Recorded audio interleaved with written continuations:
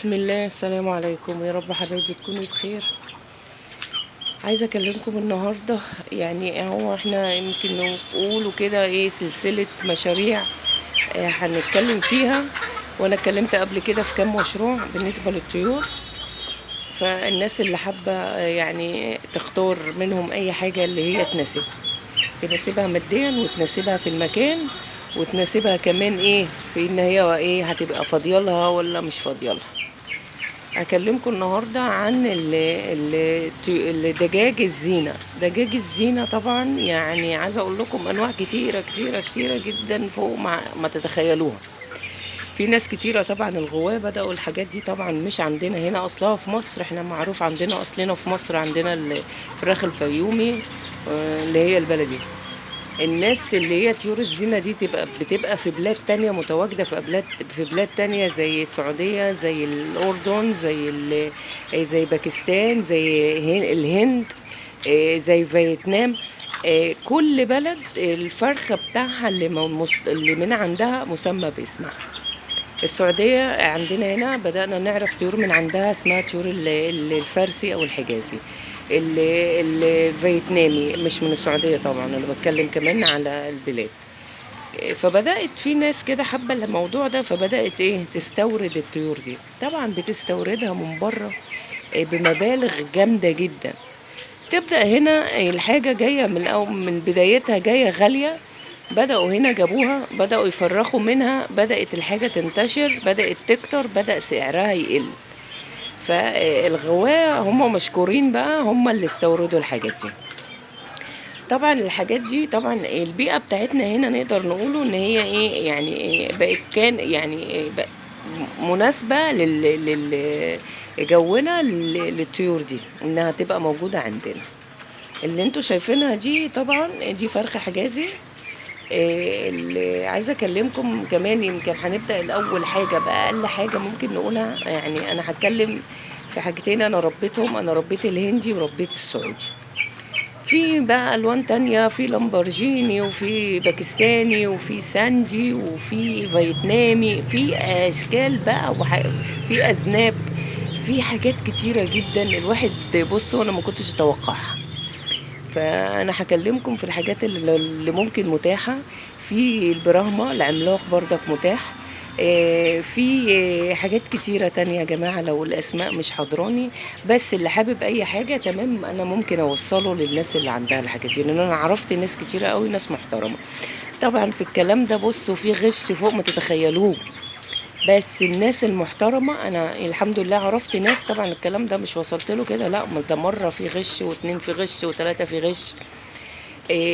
وصلت له الحمد لله. يعني ما جربت الناس دي طبيعي، انا جربته مره ولقيته بني ادم فاشل فاشل، يعني غشاش، ما بقربش ناحيته تاني، ما بروحش اتعامل معاه تاني. ده فاشل يعني. لكن في ناس محترمة بتطلع الحاجة حلوة، بتطلع الحاجة فعلا مش بتبقى مغشوشة، مش بتبقى مخلوطة، بتبقى صراحة حاجة كويسة. وبيعرفك، بيقول لك ده انصاص، بيقول لك ده بيور، بيقول يعني بصوا ما شاء الله، يعني شخصيتين كده انا عرفتهم ما شاء الله عليهم يعني. المهم الفراخ دي عايزين نتكلم فيها، هل هي مربحة ومجدية لان واحد يربيها؟ اه، مربحة ومجدية. الفراخ دي بتتاكل عادي، اكل عادي بتتاكل. في حاجة على فكرة فيها اسمها لامبرجيني، دي اسود خالص، لحمها وريشها وبقها وعينيها وكل حاجة فيها ريشها اسود. دي غالية جدا برضه. فاحنا هنتكلم فيها المتاح ماديا يجيب. الحاجات دي متاحة كتير قوي منها هنا في مصر. بس اللي يا جماعة اللي حابب حاجة لازم يدور ويفهم كويس جدا، هل انت هتجيبها من مصدر موثوق منه ولا بني ادم فاشل. انا كلمة فاشل دي يعني عشان غشاش، عشان انا متغاظة منه. بتاخدي الحاجة بسعرها على اساس ان هي تقولي مثلا انا عايزة حاجة كذا حاجة كذا، تبص تلاقي الحاجة في الاخر مش هي، او مش هي، بتبقى مخلوطة، بتبقى داخل فيها دم تاني غير الدم الاصلي بتاعها. فاللي عايز الموضوع ده يا جماعة، انتوا لو جبت لكم ديك مثلا اي نوع من اللي احنا بنتكلم فيه على حسب مادياتك، تعالي احنا نتكلم في الهندي، يمكن يعتبر ارخص حاجة. انت لو جبتي لك مثلا عايز تجيب كبير كبير هات، الاسعار يعني من 400 جنيه طالع لغايه 1000 ونص اللي انت طالع، وممكن تلاقي ديك ب 3000 جنيه على حسب يعني نقوله ايه، يعني بيور ولا انصاص، فاهمني؟ اصلي ولا في دم تاني. نفس الفكرة الفراخ عندكم مثلا ممكن معاكم من 250 جنيه تجيبوا فرخة. طبعا معروف، عايزة اقول لكم على حاجة، الفرخة اصل الغية. الناس الغواة الكلمة دي انا خدتها منهم، فهمتها منهم. يعني عايزة تجيب حاجة، انت ممكن تجيب الفرخة بيور، وممكن يديك يكون انصاص معاكي او مش قوي، تبص تلاقيه يطلع لك مستوى كويس جدا طالما الام كويسة، الام بيور حلوة قوي هايلة. الفرخة أي فرخة مش هتبيض عندك من أقل من 10 بيضات. الفكرة في إيه؟ الفكرة إن هي هتبيض 10 بيضات مثلا، هتنام عليهم 21 يوم، هتقوم تاني هتقعد 15 أو 20 يوم لغاية ما تبيض تاني. تبيض مثلا العدد اللي عندها من 8 ل 12، تبيضهم وترقد عليهم 21، فهيبقى الفاصل هنا ايه عندكم؟ من يوم ما تخلص بيض 21 يوم، وفوق ال 21 يوم حط عليهم كمان على 15 يوم، 10 15 يوم لغاية ما تبيض تاني.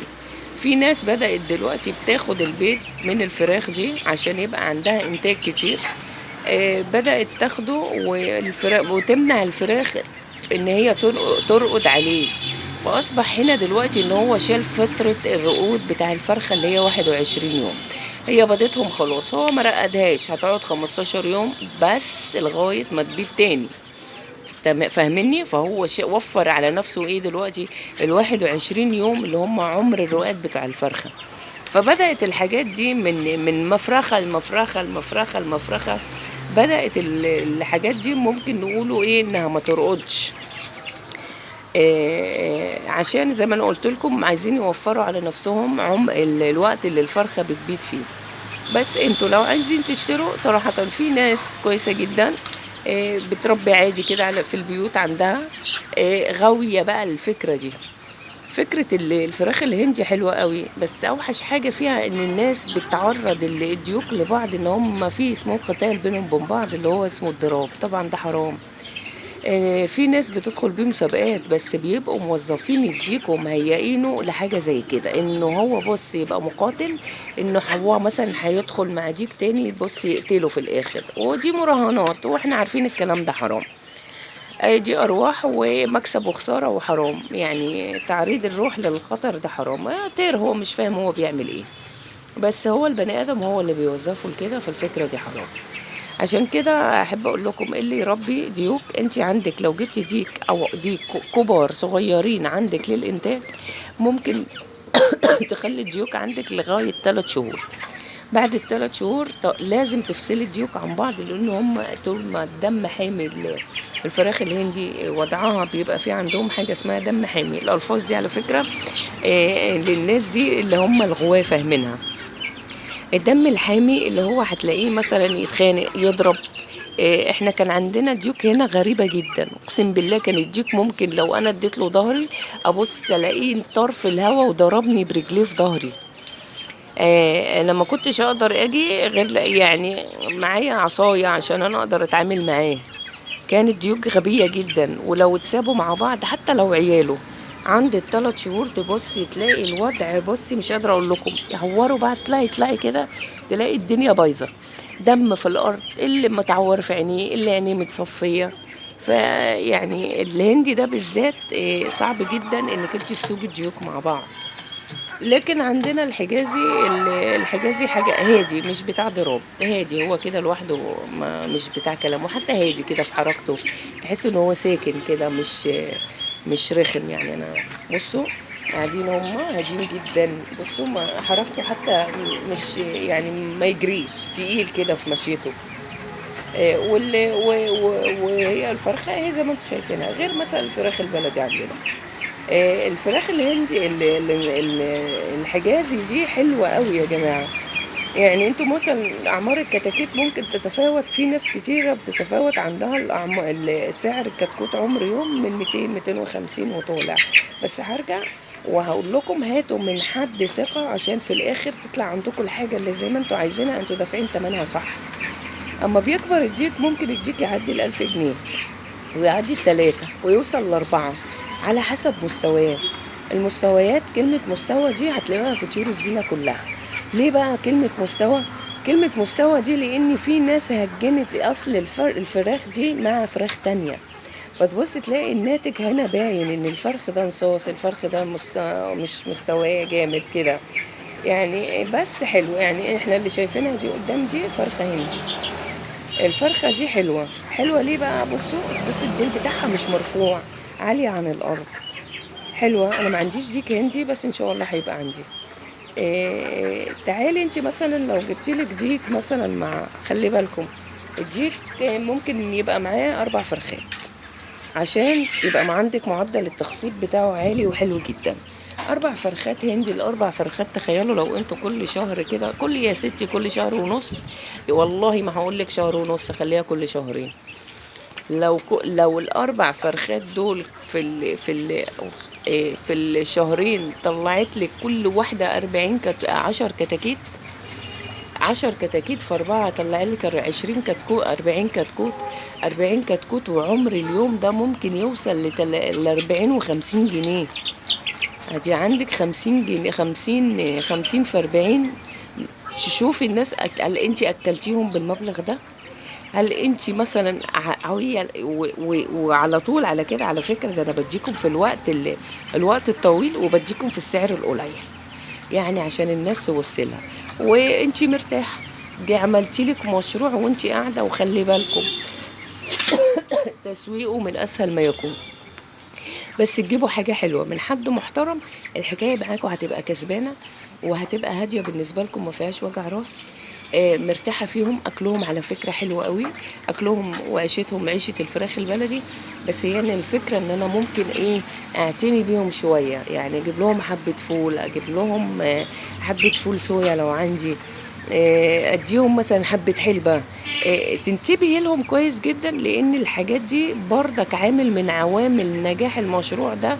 الريش، شكل الريش ده حلو جدا. في حاجات ازاي يعني انتبه لها، ابص لكام حاجه كده عشان انا اطلع من عندي كتكوت محترم الناس تاخده مني، وتاخده مني بسعر كويس.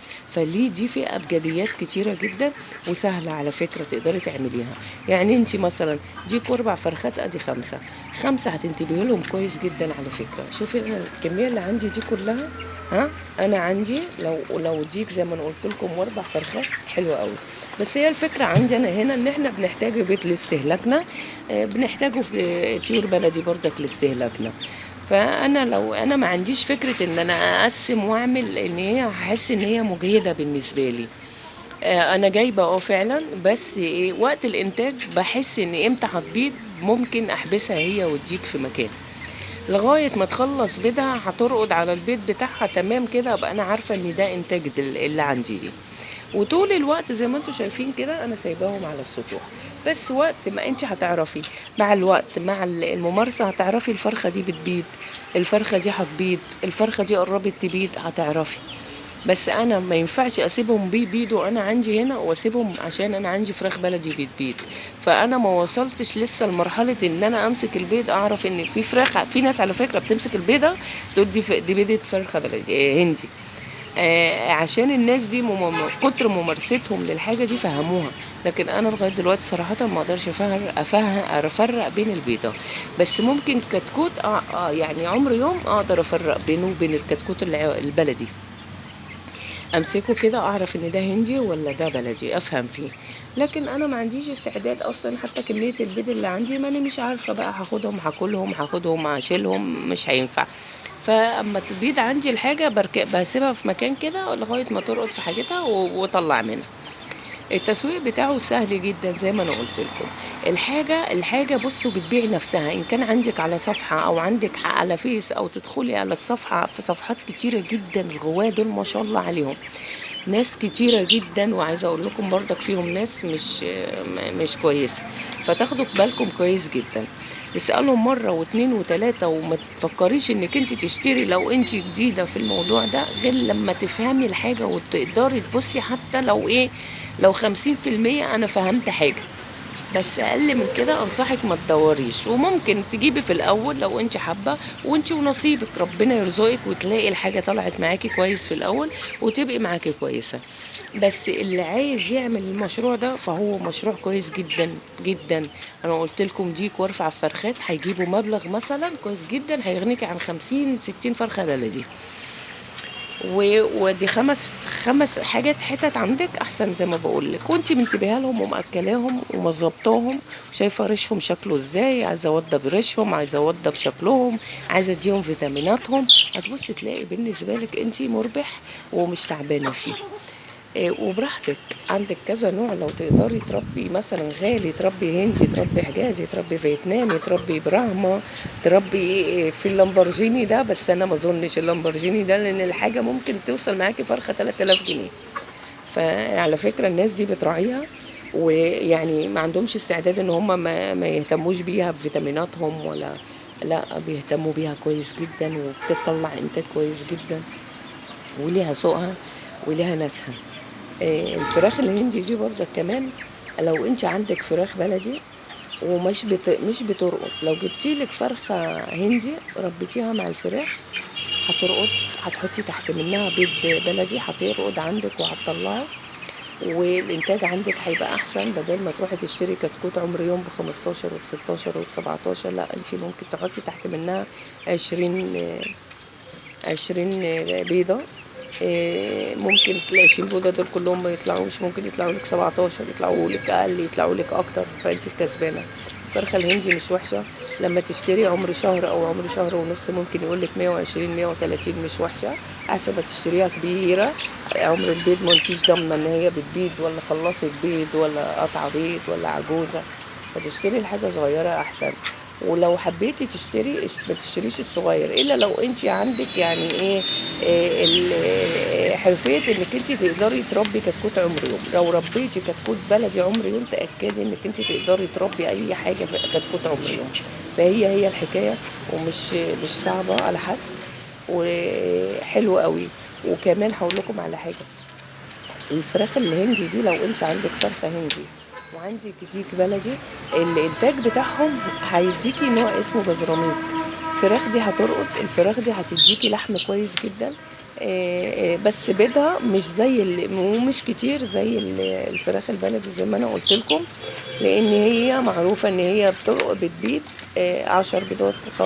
بس كتير ما بيبقاش صراحه، يعني لو عرفت ان هي بيضت اكتر من 15 بيضه اعرفي ان هي ايه، مستواها مش عالي. ممكن تبيضهم لك، وبعد ما هتبيضهم هترقد هتلاقي عندك انتاج.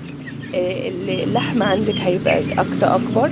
البيض هيبقى كويس برضك، ممكن تاكلي البيض بتاعه حلو جدا.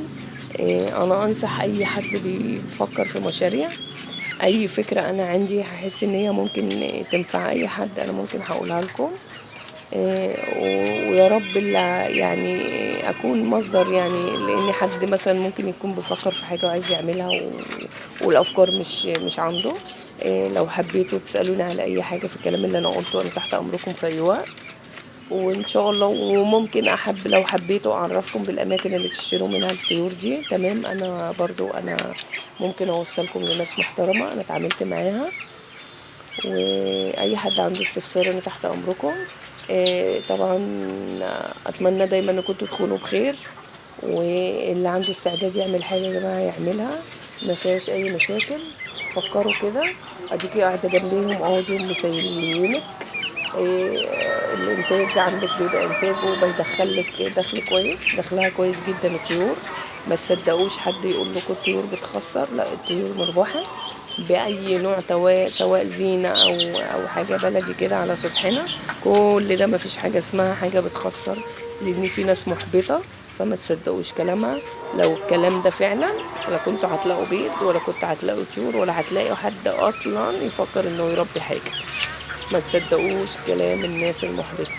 واشوفكم على خير، وباي.